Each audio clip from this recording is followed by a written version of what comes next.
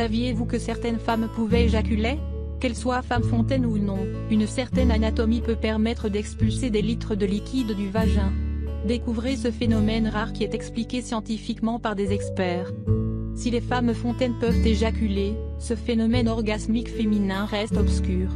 Contrairement à ce que l'on peut penser, ce liquide n'est pas de la cyprine mais un éjaculat composé de plusieurs éléments.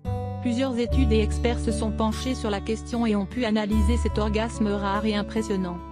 Quelle est la différence entre femme fontaine et éjaculation féminine? Si l'on pense souvent à tort que les femmes fontaines sont les seules à pouvoir éjaculer, il en est tout autre. L'éjaculation féminine est un phénomène complexe et peut être découvert à tout moment de la vie sexuelle. Il s'agit de deux choses distinctes même si elles semblent similaires. C'est un liquide issu d'une glande similaire à la prostate qui enclenche l'expulsion de ce flux. A l'inverse, chez les femmes fontaines, l'éjaculation est beaucoup plus importante que les secondes.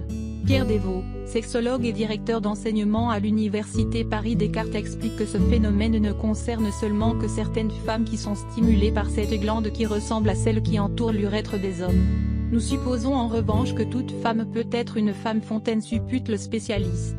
Une hypothèse qui peut être expliquée par un mécanisme anatomique. Qu'est-ce que l'éjaculation féminine? Glande para-urétrale ou de Skene. Tels sont les noms des organes similaires à ceux des hommes et qui participent à la production du sperme. Ces dernières sont situées entre le vagin et l'urètre et remplissent un rôle fondamental dans l'éjaculation féminine. Ces dernières expulsent un liquide qui a les mêmes caractéristiques qu'un liquide prostatique masculin, décrit le sexologue et andrologue.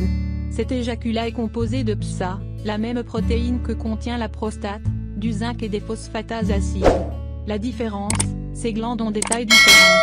Tandis que celle de l'homme pèse jusqu'à 30 grammes, la glande similaire de la femme est beaucoup légère avec un poids de 2 à 3 grammes.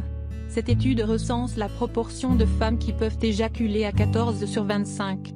Du fait de la petite taille de cette prostate, les femmes éjaculent au maximum 1 ml de ce liquide, analyse le docteur Desvaux avant d'ajouter que ce dernier se confond dans la cyprine. Selon les femmes qui ont déjà assisté à ce phénomène, femmes fontaines ou non, elles sont unanimes. Pour déclencher l'éjaculation, il faut absolument être détendu pour se concentrer sur son plaisir. Cette sécrétion importante a parfois lieu lors de la stimulation du point G, à l'entrée du vagin, qui a besoin d'être actif pour être en bonne santé. Cette éjaculation peut se produire en petit jet à l'inverse des femmes fontaines qui évacuent un liquide continu. Comment jouissent les femmes fontaines? Si les femmes fontaines se différencient de celles qui peuvent éjaculer, c'est en raison de la quantité de liquide expulsé. Les premières en sécrètent une quantité importante. D'après une enquête menée par l'andrologue et son confrère Samuel Salama, ce fluide provient de la vessie. Pour le prouver, ils ont demandé à cette femme fontaine d'uriner avant le rapport sexuel ou de se masturber. Conclusion, la vessie est quand même remplie pendant la stimulation avant de se vider complètement. Les chercheurs remarquent un remplissage de la vessie remarquable.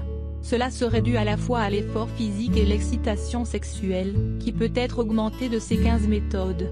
Ainsi, le rythme cardiaque augmente et la filtration du sang aussi, ce qui augmente la quantité d'urine dans la vessie.